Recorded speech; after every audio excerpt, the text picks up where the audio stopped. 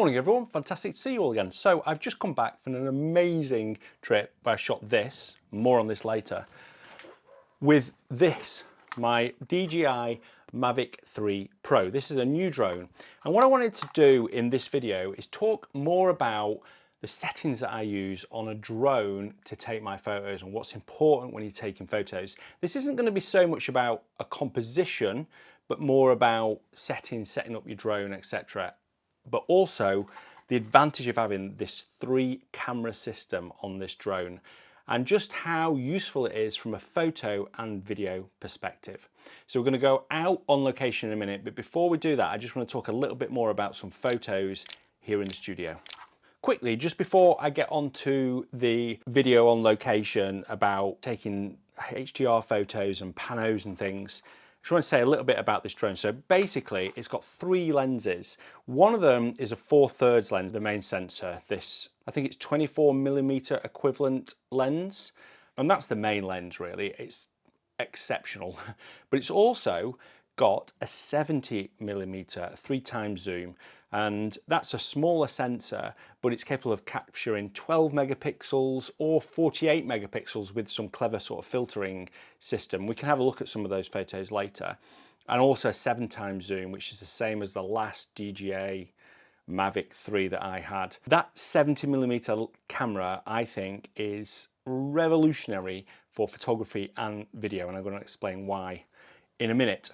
So first of all, taking photos when I'm out with my drone. There's 2 things that I think are super important. The first one is just being able to take bracketed photos, and I'll come back to these in a minute because we're going to go out on location. But bracketing your photos is so easy to do with the drone because it's stationary. It's, you know, it's very good at hovering, and you can just set up your controller to take 3, 5 brackets, which means that you can get a really great dynamic range. And the second thing that's really important is panos. I use panos all the time on my drone.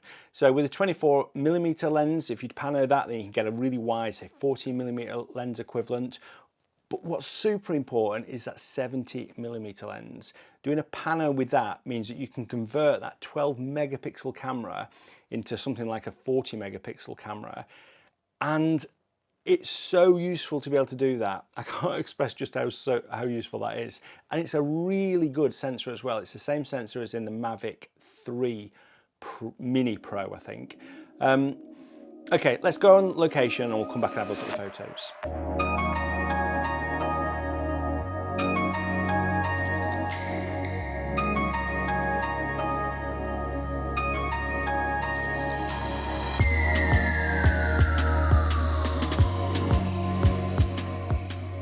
Okay, so one of the great things about having the 1, 3 and 7x camera is the 3 times camera is quite a good sensor. Not quite as good as the 1x sensor. I'll put the stats up here, but it's really good. So you can get good photos with it, really good photos with it. And if you're in a shot like this and you think, I just want to go a bit tighter in the mountains, maybe you see a little bit of composition like we've got here in the middle, then fly in there with the 1x. Not only will you get a different shot if you fly all the way over there, but you use a lot of battery and it just doesn't give you as much versatility from a photography point of view.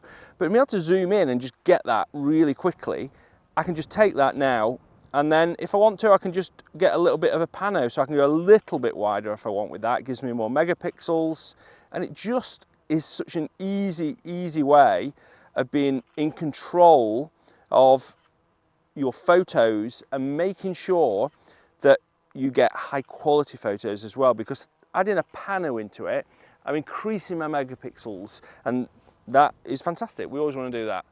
The light now is so good, isn't it? This light over there is just amazing.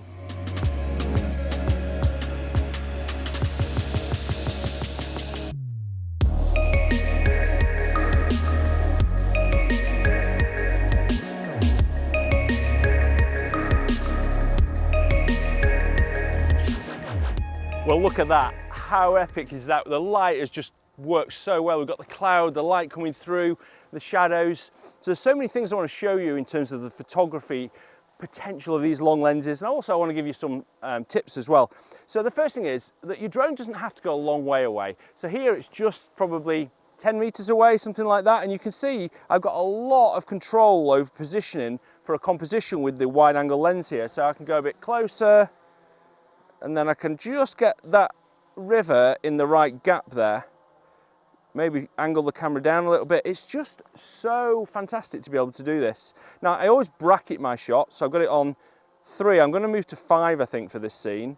And it's on RAW, take those 5 shots, and then I'm just going to go a little bit closer to this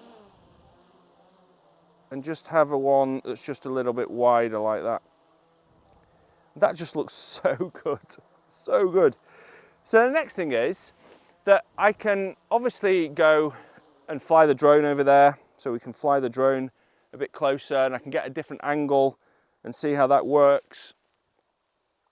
But what I want to do here is use the long lens because it's going to take for a long time to get all the way over there. And I can take a wide shot, which will look good.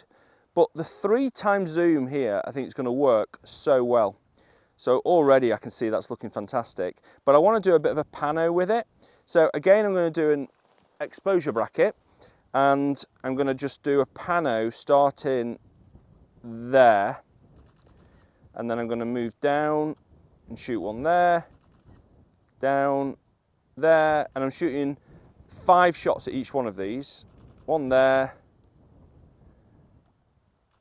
one there, one there. Now, whilst I'm doing this, I just want to explain, it's bright at the moment, but you've always got to check your shutter speed, because as you're shooting on longer lenses, it's just like holding a camera.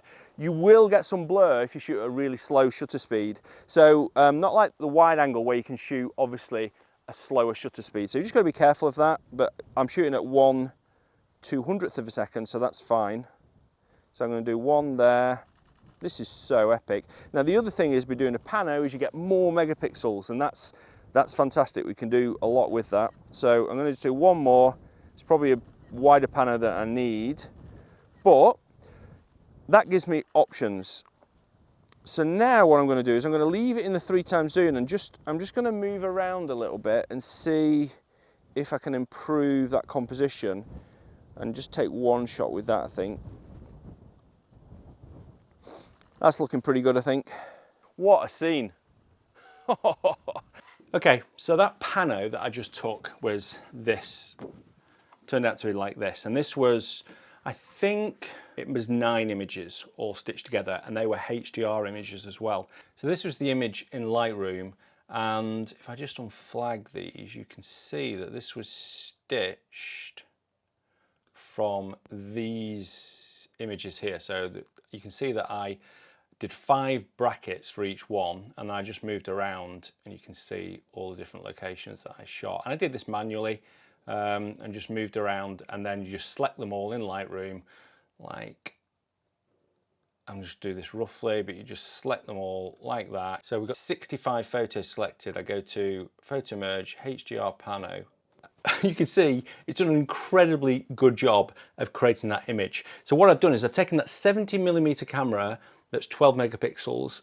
I've created a high dynamic range, really high megapixel image that ends up being better than using the wide angle camera because I get more megapixels and I have a lot more control of my focal length then as well. So it's just a super good way of doing it, but it's equally good just using the 24 megapixel and going even wider as well.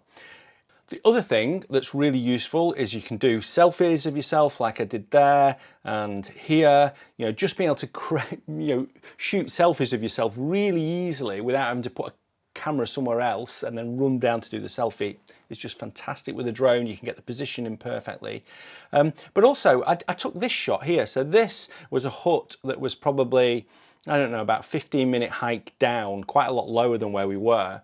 And I just flew the drone to behind the hut, and this is a vertical pano, and it's just worked out really, really well. It looks really fantastic. And yeah, you can see this was the wide angle I used, and I think I ended up getting something like a 35 megapixel image. So doing HDRs and panos is super important when you're doing photos. Right, let's chat quickly about video as well, because for me, video is so important in creating these videos. I use my drone all the time. So the great thing about this drone is it's got 3 cameras. Having the different focal length is so important in photography and videography. And it comes with a 1x, 3x and 7x zoom. And you can get super close with the 7x zoom. And that gives you a lot of opportunity, especially with videography, to create a really nice dynamic move between the foreground and the background as you pan around. So there's 2 reasons why having a combination of lenses is really important. Having longer lenses on a drone is really important. Having the longer lens creates more compression, but also parallax when you move. So you can see here in this, at 7x, I think it's 166mm equivalent, you can get a huge amount of parallax, and videos can look really engaging. It really gives a sense of place within the location. But I find that sometimes just a little bit too much, but that 3x lens now allows me to create parallax, but just in a more subtle way. And I think that, as you can see here, that it just looks a little bit better. Not only did I shoot on the mountain there, but I also shot some footage local to me of this telescope, and you can see here that the parallax really helps to create a more dynamic video. So I think that having that compression and parallax and having the flexibility of either 24mm, 70mm or 166mm is really important in storytelling. The only thing I'd say is that the 24mm lens and the 70mm lens allow you to do something called D-log, which is a flatter profile, which again is really important in videography because you can then process that afterwards and create your own sort of colours. For some reason, the 70mm lens doesn't allow you to do that, so it puts in a little bit more sharpening and bakes in the colours, so you don't get as much dynamic range with that. So DJI, if you're listening, please look at that. I think it would be so useful to have the same log profile across all 3 cameras. It'd make everything a lot more easy to process. But what you also have with a drone, again useful when you're on your own, is intelligent tracking modes. There's loads of these. I'm not going to go into a lot of detail in those. I did do one on location, so let's go and have a look at that. Okay, one of the great things with the Mavic 3 Pro is it's got modes. The other drones have it as well, but it allows you to track subjects. And one of the things that I like using the most is what's called Spotlight. So I'll just show you how good it is just to do something when you're on your own and create something a little bit more cinematic. So I can just put the box over me and just make sure you can see that now when I'm moving the drone, it is tracking me. So the camera stays pointing at me no matter how much I move it. So that's like really easy. It means I don't have to worry about that too much. And then what I can do, and a really nice way to use this I find, is if you just go up like this, and say I just turn around and I could be looking around over this scene here, and I could just sort of look around, have my camera or whatever, and quite easily now I can just drop the drone down and it will reveal the scene in front of me. And it's such a great way of creating a really nice cinematic move that is very, very difficult to do with one hand when you're on your own. You can also create waypoints with it. So I could create a waypoint at the top, a waypoint at the bottom, put my controller down, I could walk. It's just so useful to be able to do.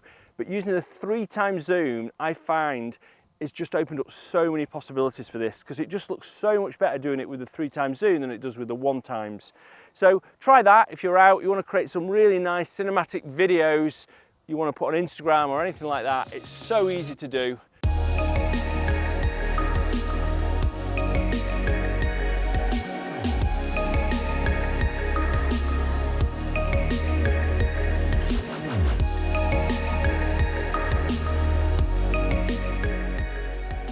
Anyway, that's it. I hope you found this interesting. It's a little bit different. It's how I take my photos and my videos with a drone and how something like this is such a useful tool for me. I don't often talk about how I take my videos, but you see my drone footage all the time in my videos. There was so much that I used when I was in Harris. It became a very, very important storytelling tool for the Spirit of Lusk and Tyre, the film that I made. And without this drone, I honestly don't believe that I'd be able to create such engaging and create amazing stories for my videos. Anyway, thanks ever so much for watching, and until next Sunday, bye.